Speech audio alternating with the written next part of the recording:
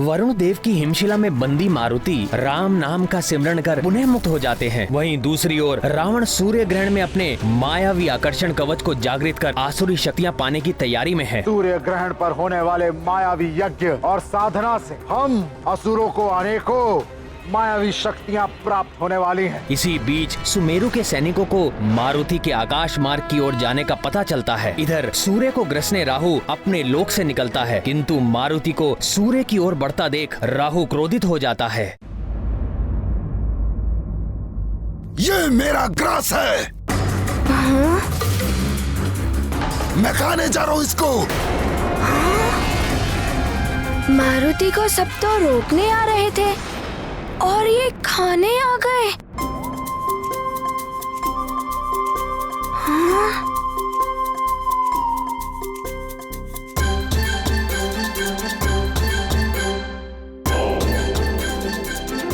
अरे आपकी तो देह ही नहीं है और पेट भी नहीं है। आप क्या करेंगे उसे खाकर? किस पेट में ले जाकर पचाएंगे उसे?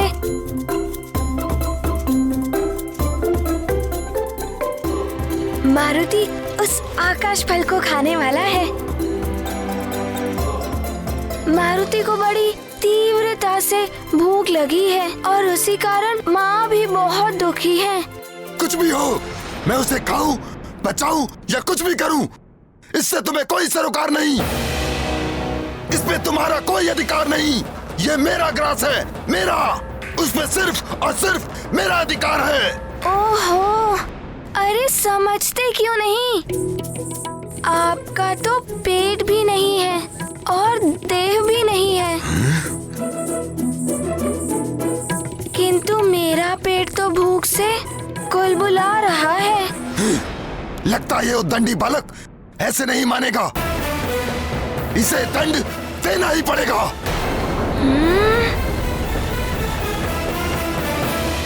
यत्वा सूर्यस्वर्भानुस्तमसा विद्यदासुरः अक्षेत्र विद्यथा मुग्धो भुवनान्यदीधयु स्वर्भानुरोदयतीन्द्रमाया अवो दिवो वर्तमाना अवाहन गूलं सूर्यतमसापव्रतेन तुरीयेण ब्रह्माणा विन्ददत्रिः।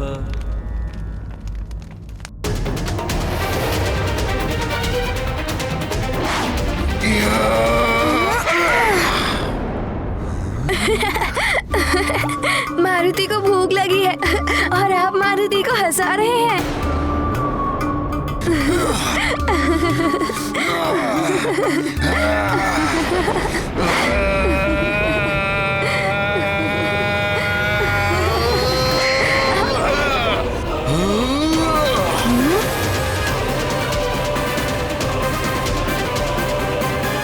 सूर्येन्दु ग्रहणं यावत् तावत् कुर्याजपादिकम्। बस कुछ क्षण और प्रतीक्षा। सूर्य ग्रहण होते ही कवच में सिद्ध मायावी शक्तियां आना आरंभ हो जाएंगी।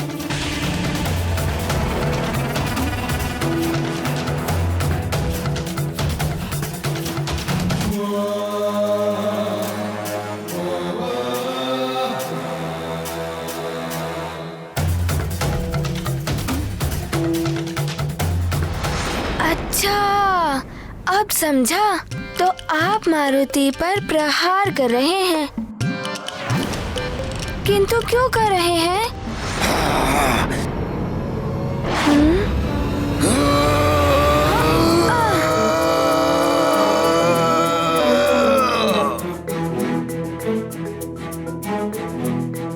देखिए, मारुति की आपसे कोई शत्रुता नहीं है, फिर भी आप ऐसा क्यों कर रहे हैं? बार बार राहु समझा रहा तुझे।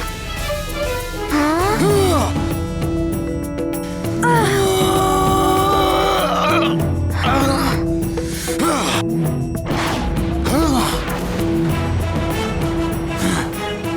समझ नहीं आ रहा ना तुझे?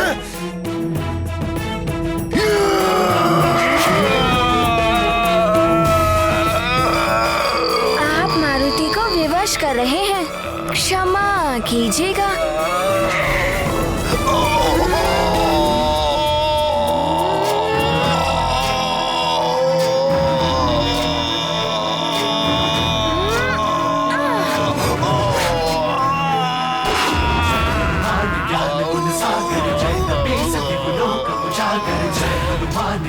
गुण सागर जय कपे सति लोक उजागर दूत अतुलित बल धामा अंजनी पुत्र पवन सुत नामा वीर विक्रम बजरंगी कुमति निवार सुमति के संगी ज्ञान गुण सागर जय कपे सति लोक उजागर। ये क्या? इसने तो राहु जैसे वरदानी असुर को भी परास्त कर दिया।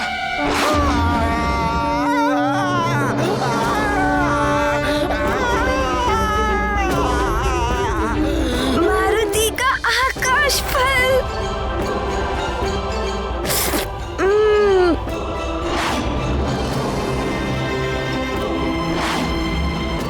कितनी बाधाएं आ रही हैं इस आकाश फल को प्राप्त करने में। देवर्षि नारद जी ने सत्य कहा था कि बहुत बाधाएं आएंगी, किंतु मारुति ने भी उनसे एक सत्य कहा था कि मारुति उस आकाश फल को खाकर ही रहेगा। यत्त्वासूर्य सर्वानुस्तमसा विद्यदासुरः अक्षेत्र विद्यथा मुग्धो भुवनान्यदीधयु। यज्ञ संपन्न हो गया है महाराज। अब सूर्य ग्रहण प्रारंभ होने वाला है।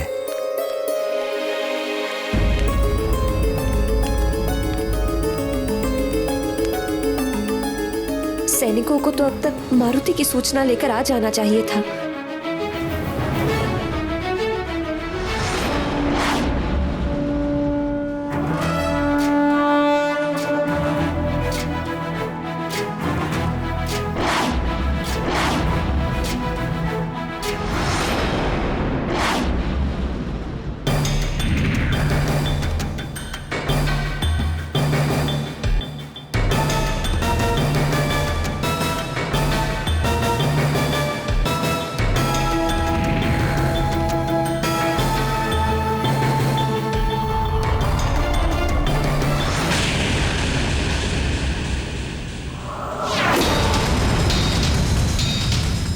ये क्या हो रहा है?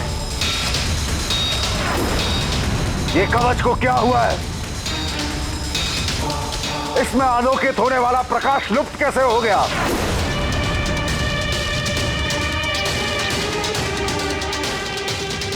आश्चर्य है दशानन। ग्रहण का समय हो चुका है, किंतु ग्रहण अभी आरंभ नहीं हुआ। छाया भी अपने स्थान तक पहुंच चुकी है, किंतु ग्रहण का कोई लक्षण नहीं दिखाई दे रहा है।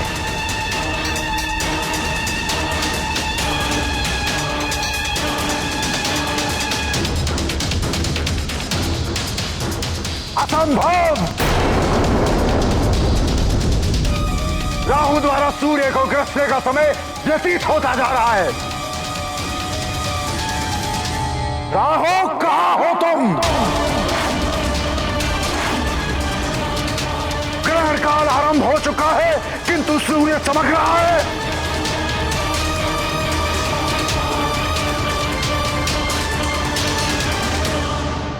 कहीं देवताओं ने फिर से छल तो नहीं किया, या राहु को रोकने की कोई नई युक्ति ढूंढ ली है। ये देवता भली भांति जानते हैं कि चंद्र ग्रहण और सूर्य ग्रहण के समय ही असुर अपनी असुरी शक्तियों में वृद्धि करने के लिए मायावी यज्ञ और विधान रचते हैं। यदि यह सत्य है कि सूर्य ग्रहण रोकने में देवताओं ने प्रयास किया है, तो महादेव की सौगंध, दशानन के कोप का भागी बनना पड़ेगा तुम्हें।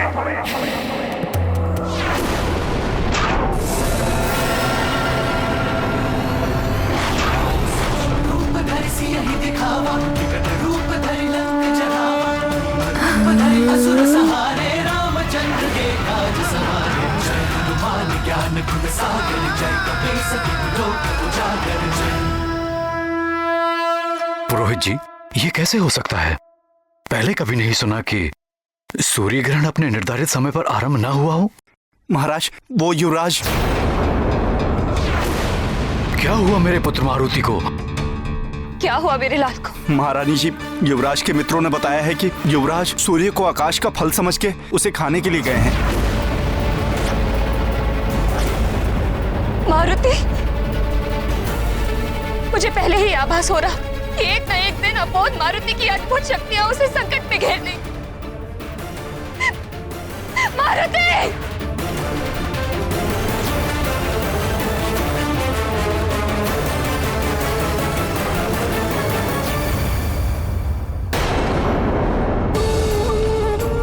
हे प्रभु, हे देवेश्वर, हे भोलेनाथ, हे कृपालु, मेरे लाल की रक्षा करना, उस पर कोई संकट आने ना पाए।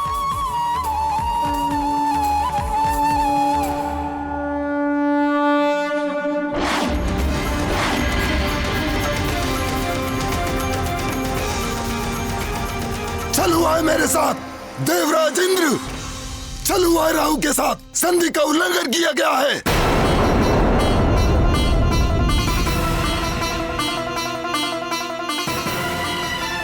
क्या अनर्गल प्रलाप कर रहे हो राहु? कैसा छल? किस संधि का उल्लंघन? भूल गए देवराज इंद्र, स्मरण कीजिए। अमृत प्राप्ति के लिए समुद्र मंथन के वक्त देवता और दानवों के मध्य क्या संधि हुई थी? भली भांति स्मरण है हमें। देवों का नेतृत्व मैं ही कर रहा था। तुम सब असुर दैत्यराज बाली के नेतृत्व में दूसरी ओर थे। समुद्र मंथन के लिए मंदराचल पर्वत को मथानी बनाया गया था। वासुकी नाग ने रस्सी का कार्य किया था और नारायण ने कच्छप का रूप धर के मंदराचल की मथानी को अपनी पीठ पर धारण किया। समुद्र के गर्भ से सबसे पहले हलाहल विष निकला। उस हलाहल विष के प्रभाव से चारों ओर हाहाकार मच गया था। पूरा संसार विष के प्रभाव से नष्ट होने लगा था। नष्ट।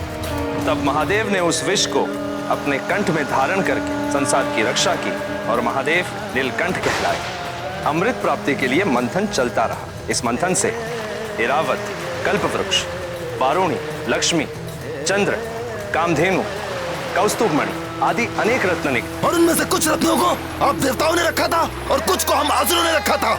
मंथन के अंत में धन्वंतरी अमृत का कलश लिए निकले, किंतु तुम असुरों ने बलपूर्वक उनसे वो कलश छीन लिया। तब उस अमृत को देवताओं और असुरों में वितरित करने के विष्णुदेव को मोहिनी रूप धारण करना पड़ा। और ये मोहिनी रूप हम असुरों को अमृत से वंचित रखने की विष्णु की एक चाल थी, और इस चाल को मैं भली भांति समझ गया था। इसलिए मैं देवताओं का रूप धारण करके सूर्य और चंद्रमा के मध्य जाके बैठ गया था। और कपट करके तुमने भी अमृत का पान कर लिया था। हाँ इंद्रदेव, किंतु सूर्य और चंद्र ने मुझे पहचान लिया और दंड स्वरूप विष्णुदेव को सुदर्शन चक्र से तुम्हारा शीश काटना पड़ा था। हाँ इंद्रदेव, और मेरा शरीर दो भागों में विभक्त हो गया था, परंतु अमृत पीने के प्रभाव से मेरे शरीर के दोनों भाग अमर हो गए थे।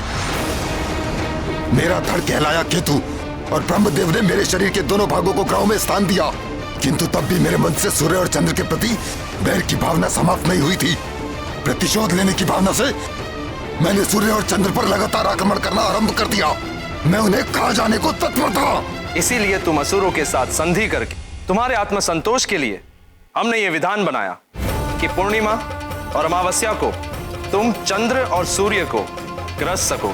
इस विधान के अनुसार आज मुझे सूर्य को ग्रसना था, परंतु आप देवताओं ने मेरे साथ छल किया है। मुझे सूर्य को ग्रसने से रोका है। ये एक अन्याय है जो एक नए देवासुर संग्राम का कारण बन सकता है। ये क्या कह रहे हो राहु? समुद्र मंथन के समय से लेकर आज तक कभी भी किसी ने तुम्हें सूर्य या चंद्र को ग्रसने से नहीं रोका। फिर आज तुम ये कैसे कह रहे हो कि हमने उस संधि का उल्लंघन किया है? आप देवों ने किसी वानर बालक को भेजा है जिसने मुझे सूर्य तक पहुंचने ही नहीं दिया। धक्का देकर भगा दिया उसने मुझे।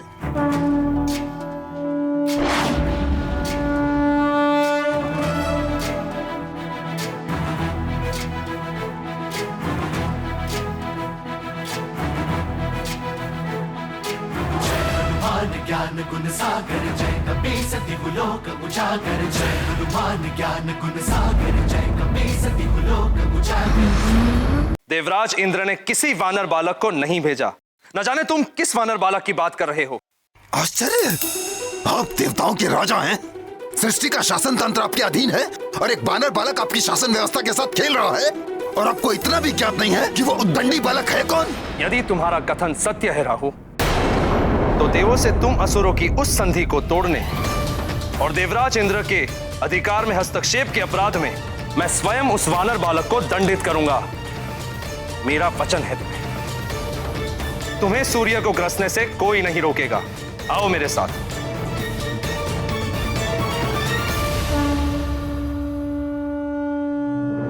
अच्छा, तो ये है वो आकाश फल।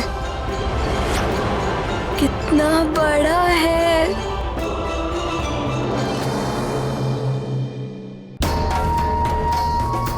यदि इस बालक ने मुझे अपना ग्रास बना लिया तो देवों, असुरों और समस्त जगत के सामने मैं हास्य का पात्र बन जाऊंगा।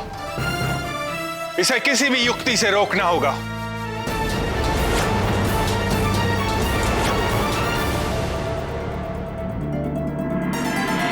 नारायण नारायण। कालदेव, अग्निदेव, वरुण देव, आपका अभिमान तो चूर चूर कर दिया एक बालक ने। इससे तो मारुति की भूख अवश्य मिट जाएगी। सूर्य देव, अब आप भी सजग हो जाइए। ये मुझे निगल नहीं पाएगा। भले ही इसने कालदेव को अपना देव विस्तारित करके पराजित किया था, किंतु मेरे साथ इस बालक का ऐसा करना असंभव है। अब तो मारुति इसे खाकर ही रहेगा। मेरा विस्तार तो बहुत अधिक है। इतना दूर आना पड़ा मारुति को इसे खाने के लिए। मारुति का आकाश फल, ये तो बड़ा ही अद्भुत है। मारुति अभी ये खाएगा। किंतु इतने बड़े आकाश फल को खाने के लिए तो मारुति को अपना आकार भी बढ़ाना पड़ेगा।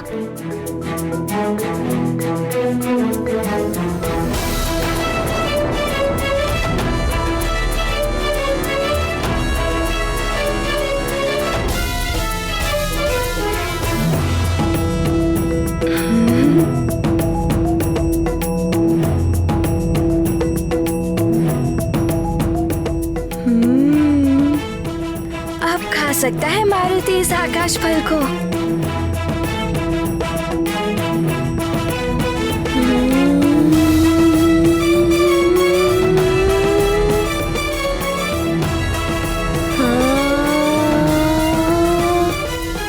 ये आकाश फल तो बढ़ रहा है।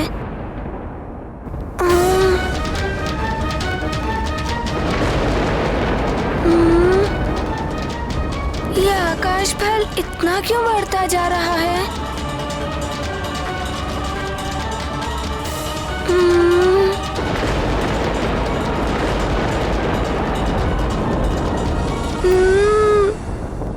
अरे ये तो बढ़ता ही जा रहा है।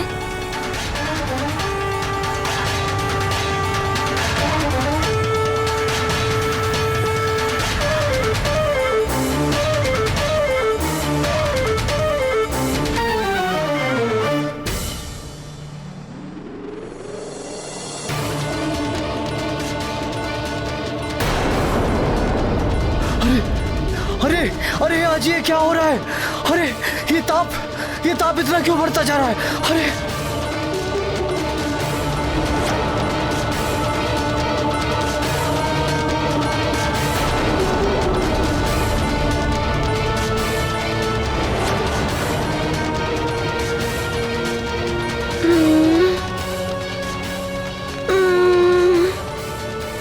क्या करे मारुति? इसे तो पता है कि मारुति को कितनी तीव्र भूख लगी है, इसीलिए ये बड़ा हो रहा है। देवर्षि नारद जी ने तो बड़ा ही अच्छा फल दिखाया है। इसे खाकर तो मारुति की भूख भी मिट जाएगी और माँ की चिंता और दुख मिट जाएगा।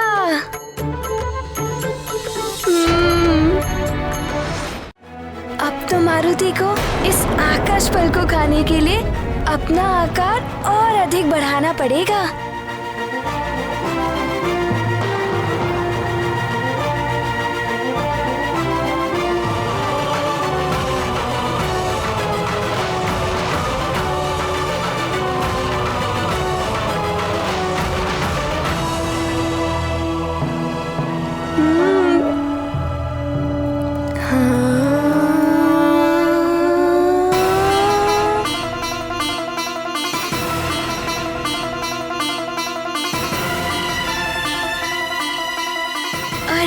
और अधिक बढ़ता जा रहा है।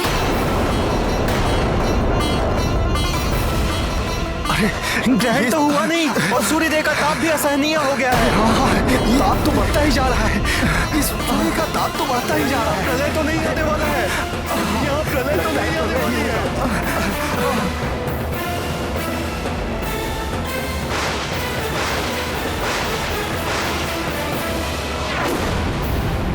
अरे ताप बढ़ता ही जा रहा है। आज सब कुछ विचित्र ही हो रहा है महाराज। अरे प्रलय तो नहीं आने वाला है आज। अरे लगता है सूर्यदेव कुपित हो गए हैं। ताप बढ़ता ही जा रहा है।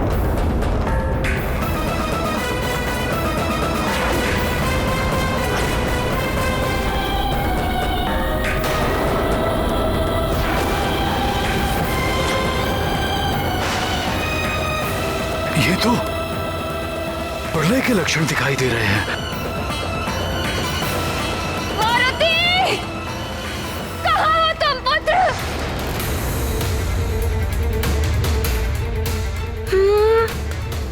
ये आकाश फल तो कितना बड़ा हो गया।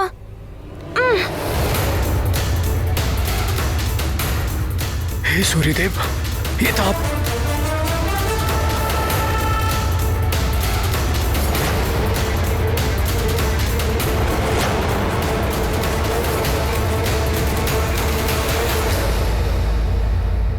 हे महादेव, ये तो अनर्थ होने जा रहा है। सूर्यदेव एक सीमा तक ही अपना आकार बढ़ा सकते हैं। अपनी मर्यादा से अधिक आकार बढ़ाएंगे तो उनमें विस्फोट हो जाएगा। वे स्वयं खंडित हो जाएंगे और खंडित हो जाएगा उनका सूर्यलोक।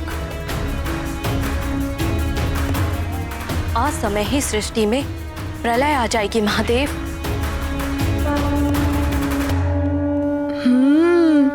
कोई बात नहीं, मारुति भी अपना आकार बढ़ाएगा इस आकाश फल को खाने के लिए।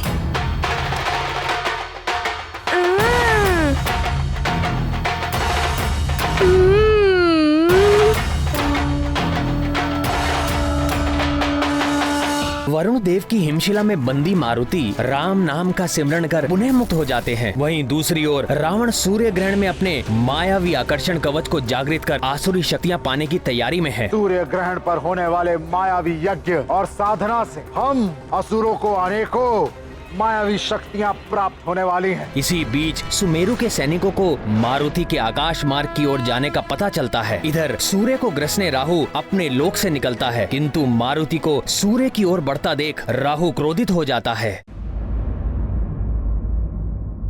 ये मेरा ग्रास है।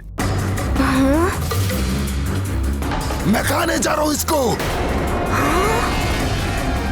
मारुति को सब तो रोकने आ रहे थे और ये खाने आ गए। हाँ?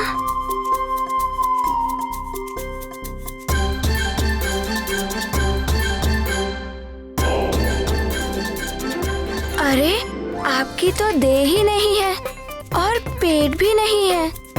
आप क्या करेंगे उसे खाकर? किस पेट में ले जाकर पचाएंगे उसे?